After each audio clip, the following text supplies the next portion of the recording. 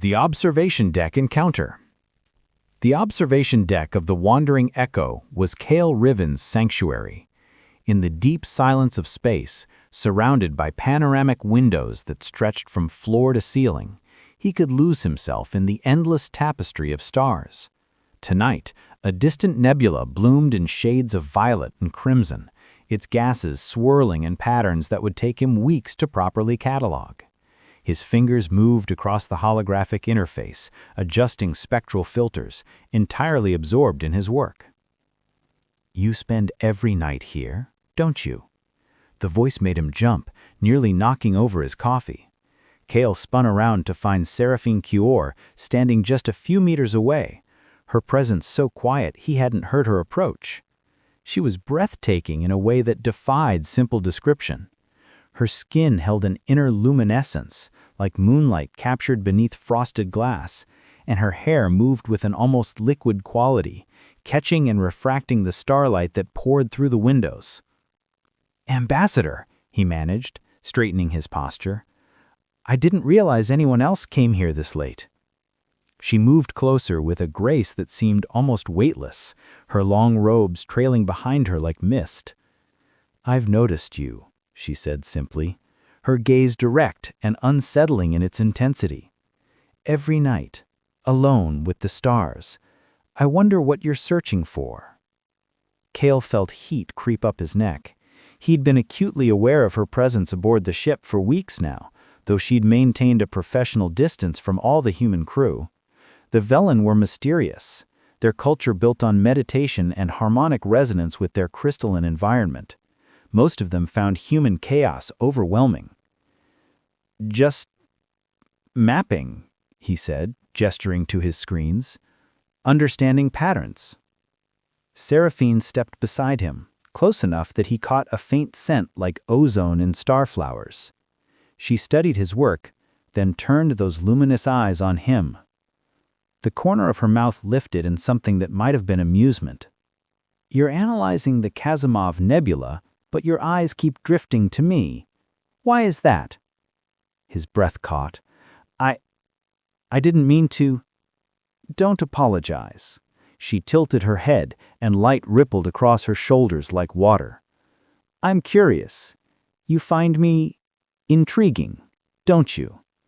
The question hung in the air between them, neither accusation nor mockery. Just genuine curiosity. Cale realized she was sensing his emotions, reading the acceleration of his pulse, the subtle changes in his body temperature. There was nowhere to hide.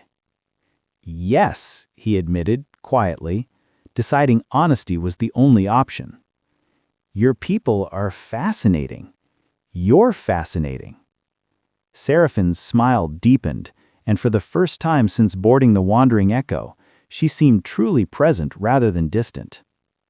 "Good," she said softly, turning back to the stars. "Because I find you fascinating too, Dr. Rivens, and I think perhaps we should explore why." The gravity of connection. The biodome had become their secret meeting place. Cale told himself it was coincidence the first time he found Seraphine there, among the earth plants, her crystalline skin reflecting the artificial sunlight in prismatic patterns. By the third time, they both stopped pretending it was accidental. She stood before a climbing rosebush, her expression one of childlike wonder. "These grow thorns to protect themselves," she said, reaching out with delicate fingers. "On Vela, our flora exists in perfect harmony. There's no need for such defenses." "Wait," Cale started, but too late. She'd already touched the stem, and a small bead of silver blood welled up on her fingertip. She stared at it with fascination rather than pain. Without thinking, Cale crossed to her and gently took her hand in his. Her skin was warm, warmer than he'd expected, and beneath the surface he could see light pulsing like bioluminescent currents. "Let me see," he murmured, examining the tiny wound. Seraphine went very still. He looked up to find her watching him with an expression he couldn't quite read, her lips slightly parted. "Physical contact is significant among my people. We reserve it for family, for bonded pairs." He should have released her hand immediately. Instead, his thumb traced a gentle circle on her palm. "I'm sorry. I didn't know. I didn't ask you to stop." The words hung between them, charged with possibility. Her free hand rose to rest against his chest, right over his heart. Through the thin fabric of his shirt, he felt the warmth of her palm and wondered what she sensed there. The hammering rhythm, the rush of blood, all the messy biological chaos of human emotion. "This is extraordinary," she whispered. "Your heartbeat, it accelerates when I'm near. It's like a drum, urgent and alive. We don't experience anything like this. Our emotions are tidal, slow-moving. Yours are storms." Cale covered her hand with his own, holding it against his chest. "Is that frightening?" "It's intoxicating." She stepped closer, her face upturned to his. "Tell me about Earth, about the places that made you who you are." And so he did. As they walked among the cultivated gardens, he painted pictures with words. The Pacific Ocean at dawn, how rain felt on bare skin, the smell of pine forests after a summer storm, things he had taken for granted until he'd left Earth behind for the stars. Seraphine listened with rapt attention, occasionally stopping to touch a leaf or flower, comparing it to the singing crystal formations of her homeworld. "We have structures that resonate with emotional frequency," she explained, settling onto a bench beneath a synthetic willow. "When a velen feels joy or sorrow, the crystals respond, amplifying the emotion until it becomes shared across our communities. Privacy of feeling doesn't exist for us. Everything is communal." "That sounds beautiful," Cale said, sitting beside her. "And lonely." She looked at him sharply. "How did you know?" "Because you're here. Because you keep coming back to talk to someone who can't sense your emotions unless you tell me about them. Sometimes being truly seen requires being separate first." Seraphine's eyes shimmered. Were those tears? "My people sent me because I asked too many questions, because I wanted to understand what it means to feel individually, not just as part of the collective harmony." She laughed softly, bitterly. "They think this mission will cure me of my curiosity." "And has it?" She turned to face him fully, her shoulder brushing his. "No. It's made everything more complicated. Because now I don't just wonder about human emotion, I'm starting to feel something myself, something singular and terrifying." Cale's breath caught. "Seraphine, the ship's alert system shrieked to life, bathing the biodome in red emergency lighting. The captain's voice echoed through the comm system.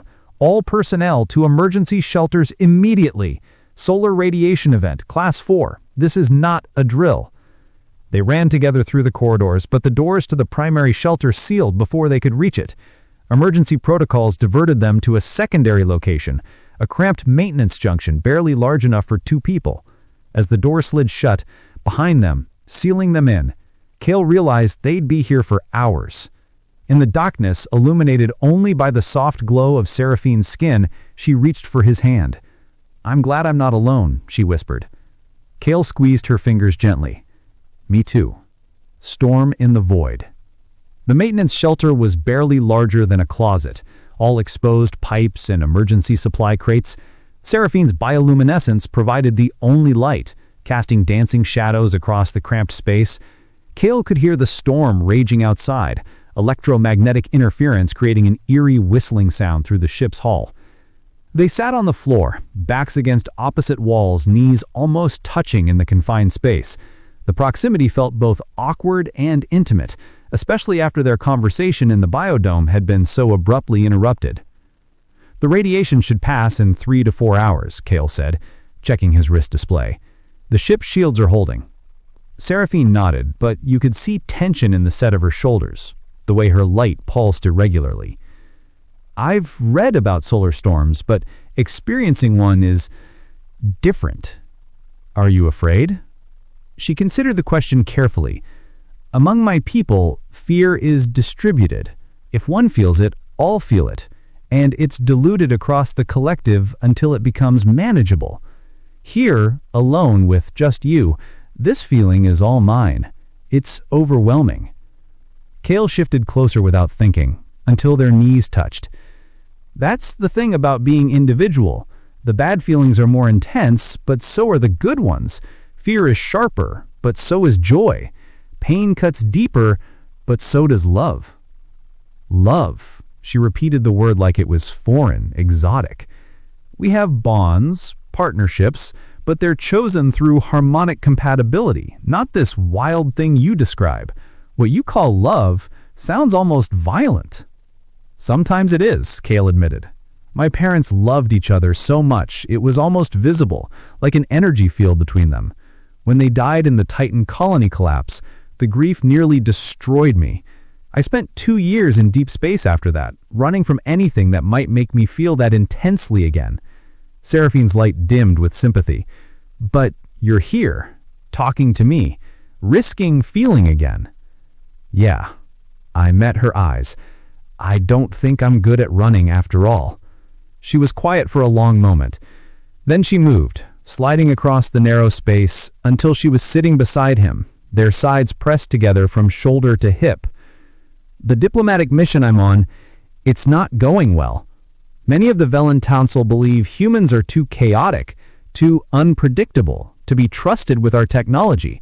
They think your emotions make you dangerous. Do you believe that? I believed it when I arrived. Now I think perhaps we're the ones who are incomplete. We've achieved harmony at the cost of passion.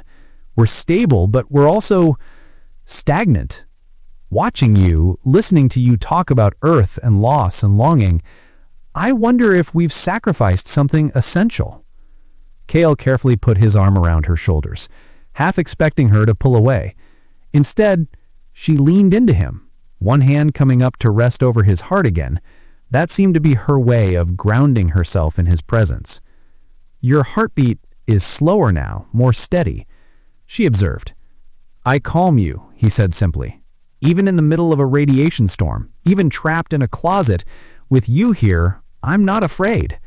She lifted her head to look at him, and in the soft glow of her own light, her face was impossibly beautiful. Cale, I need to tell you something. The Council is momming on my reports. They know I've been spending time with you. I've been ordered to maintain appropriate professional distance. And are you going to? Seraphine's free hand came up to cup his cheek, her thumb tracing the line of his jaw. I've spent my entire life being appropriate, following protocols, maintaining harmony. But you've awakened something in me that refuses to be harmonious, something that demands to be felt individually, intensely. Cale, among my kind, we would never risk feeling this deeply. We would never allow ourselves to be this vulnerable to another being. But you've made me want to. You've made me want to know what it's like to feel something that's mine alone, even if it means pain, even if it means risking everything. The ship shuddered around them as another wave of radiation washed over the shields, but Cale barely noticed.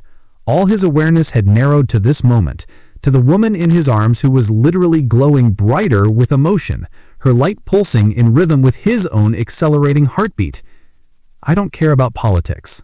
I don't care about protocols or species differences. I only know that in all my years studying the stars, I've never seen anything as beautiful as you.